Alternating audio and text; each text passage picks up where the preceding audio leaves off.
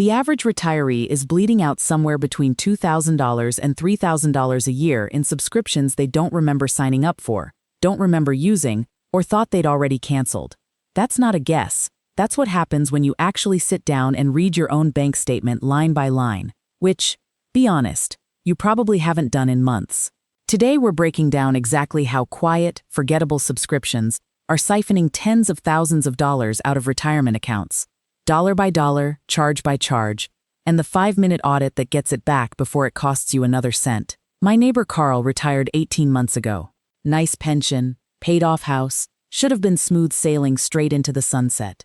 Last month he showed me his bank statement, looking like he'd seen a ghost. $41 a month for a meal kit service he canceled, or thought he canceled, back in 2023. Multiply that by 2 years and change, and we're talking close to $1,000 for boxes of pre-portioned chicken and rice that stopped showing up at his door a long time ago. Carl wasn't reckless. Carl wasn't careless with the big stuff either.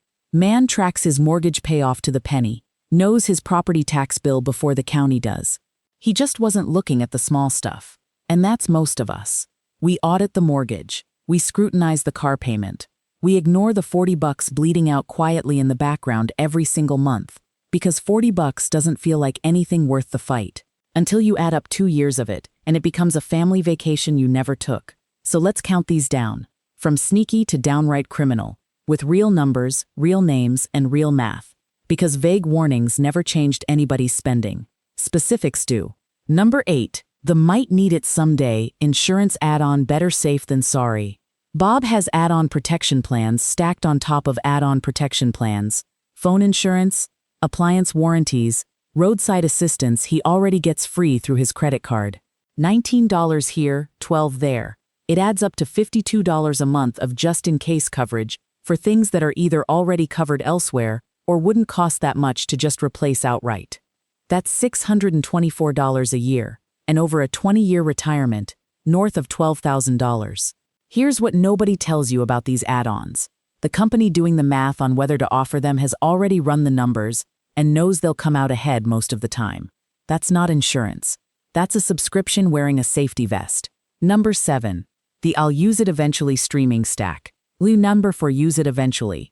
Steve pays for 6 services: Netflix, Hulu, Max, Disney+, Paramount+, and Peacock. Because there's always something on. Steve watches maybe 2 of them regularly. That's $94 a month for content he uses a third of.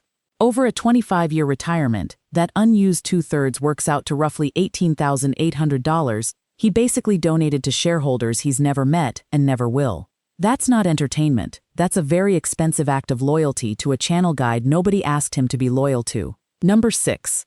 The gym membership ghost. Gym membership. Gary hasn't stepped foot in a gym since his knee surgery 2 years ago. $39.99 a month, auto-renewing, quietly draining his checking account every single billing cycle like clockwork. Over 10 years, that's $4,800. For a treadmill he's not walking on, in a building he's not entering. Here's what nobody tells you. Gyms count on this. The entire membership business model banks on people paying and not showing up. Gary's basically subsidizing everyone who actually does go. Very generous of him. Very expensive, too. And I say that as someone who, full disclosure, is currently paying for a gym I visited twice in March. Number 5. The App Store autopilot low-effort. Linda downloaded a meditation app, a crossword app, and a weather app with premium features, each running $6 to $10 a month. Individually, nothing to notice. Combined, $22 a month, $264 a year. And Linda genuinely forgot 2 of the 3 even existed until she scrolled her statement line by line. Here's the math that stings. Invested instead at a modest 6% return over 15 years, that $264 a year turns into roughly $6,150. Linda didn't buy peace of mind with these apps. She bought amnesia, and it came with a recurring charge attached. Number 4. The just-in-case, cloud storage backup everything. Bob pays for 2 terabytes of cloud storage, $9.99 a month, to store photos from a phone he's upgraded 3 times since he first signed up. He's using maybe 15% of the space he's paying for. Downsizing to the tier he actually needs saves him $6 a month. Doesn't sound like much, does it? Over 20 years of retirement, That's $1,440. Enough for a genuinely decent long weekend trip, sitting there instead as unused digital shelf space for photos he's never once gone back to look at.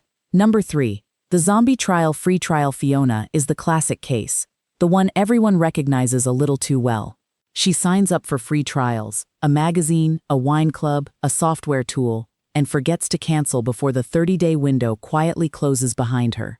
Just 3 of these zombie subscriptions averaging $15 each means $45 a month she never intended to spend, for services she never intended to keep past the free part.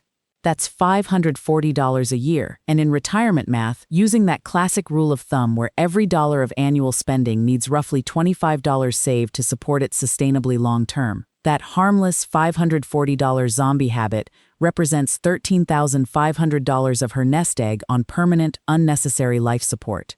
Number 2. The duplicate service trap redundant. Rick pays for both a music streaming service and a separate music video service that includes basically the same songs. He also pays for 2 different password managers because he forgot he already had one from 3 years ago. That's $23 a month of pure, unadulterated overlap, paying twice for the same thing, like buying 2 umbrellas because you forgot where you put the first one. It's still raining either way, you're just twice as dry and twice as broke about it. Number 1. The subscription you actually meant to cancel. And here's the big one. The one that gets almost everybody eventually. Debt-free Diana canceled her premium news subscription, she thought. Turns out she canceled the free newsletter, not the paid tier underneath it. $19.99 a month for 14 months before she noticed the charge sitting there on her statement. $280 gone, for content she wasn't even reading. This one stings the most, because the intention was right. The execution just quietly failed, buried 3 menus deep in a settings page designed to be confusing. That's not a budgeting mistake. That's a UX design mistake, weaponized against you on purpose. Add it all up: Bob's insurance stack, Steve's streaming overload, Gary's ghost gym, Linda's forgotten apps, the other Bob's oversized cloud plan, Fiona's zombie trials, Rick's duplicates, and Diana's almost cancellation, and you're looking at a hypothetical combined total that could easily run past $60,000 over a full retirement. That's not one bad decision. That's dozens of tiny, forgettable ones, compounding quietly in the background while you're busy living your life. Now, here's the honest truth, because I'm not here to scare you into canceling everything you own. This isn't a call to live like a monk with a flip phone and a library card. If you're debt-free, your subscriptions genuinely bring you real joy and value, and you've got a comfortable financial cushion behind you. A $12 audiobook app isn't what's threatening your retirement. Nobody's retirement collapsed because of a crossword app. This math matters most, and matters urgently. If you're stretching a fixed income, living somewhere with a genuinely high cost of living, or you're carrying any lingering debt into retirement. Because in those situations, every unexamined $15 charge is doing real, measurable damage, month after month, quietly, without ever announcing itself. It's the difference between a rounding error and a real threat to your runway. Context matters here. Your neighbor's spending isn't your spending, and Carl's $41 meal kit mistake isn't automatically your mistake too. The goal isn't 0 subscriptions. The goal is 0 subscriptions you didn't actually choose. But step back for a second, because this was never really about streaming services or meal kits or password managers. It's about control. Retirement isn't just a pile of money sitting in an account. It's supposed to be a pile of choices. Every single dollar leaking out to something you forgot you signed up for is a choice you didn't get to make on purpose. It's a decision that got made for you by a company that benefits from you not paying attention. And the whole point of decades of saving, decades of showing up to work, decades of not buying the boat, was to buy yourself the ability to choose where you spend your time, who you spend it with, what you actually, genuinely care about, versus what's just been running on autopilot in the background of your bank account for years, taking a little slice off the top without ever asking permission again after that first click. That's the part that gets lost in all the spreadsheets and percentages. Money in retirement was never really about the number on the statement.